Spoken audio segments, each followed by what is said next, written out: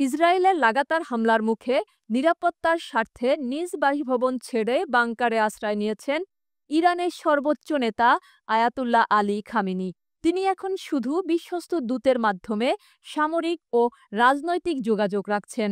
New York Times জানিয়েছে, আঘাত এলে যেন রাষ্ট্র পরিচালনায় শৃঙ্খলা থাকে, সেজন্য খামেনি বিকল্প নেতৃত্বের তালিকাও প্রস্তুত রেখেছেন।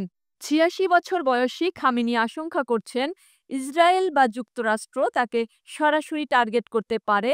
এজন্য উত্তরসূরি নিয়োগের জন্য ৩ জন জ্যেষ্ঠ নেতার নাম ইতোমধ্যে অনুমোদন দিয়েছেন। ইরান বলছে, ইসরায়েলের সাম্প্রতিক হামলা ১৯৮০ থেকে ৮৮ সালের ইরান-ইরাক যুদ্ধের পর সবচেয়ে বড় আগ্রাসন। পাল্টা হামলায় হাইফা শহরের তেল শোধনাগার, সামরিক ঘাঁটি ও কৌশলগত স্থাপনায় ক্ষেপণাস্ত্র ও ড্রোন হামলা চালানো হয়েছে। যুদ্ধের পাশাপাশি অভ্যন্তরীণ নিরাপত্তা নিয়ে উদ্বেগ বাড়ছে। ইরান দাবি করছে, ইসরায়েলি গুপ্তচররা দেশের অভ্যন্তরে হামলা চালাচ্ছে। মোবাইল ও ইলেকট্রনিক ডিভাইস ব্যবহারে নিষেধাজ্ঞা জারি করেছে। চেকপোস্ট বসানো হয়েছে রাজধানী জুড়ে। তবে এই সংকটে জাতীয় ঐক্য আরও দৃঢ় হয়েছে। সরকার বিরোধী কণ্ঠ থেকে শুরু করে ক্রীড়াবিদ, শিল্পী সবাই ইসরায়েলের আগ্রাসনের বিরুদ্ধে একসাথে সোচ্চার।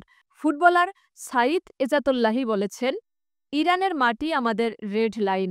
যুদ্ধের এই উত্তপ্ত পরিস্থিতিতে আপনার কি মত?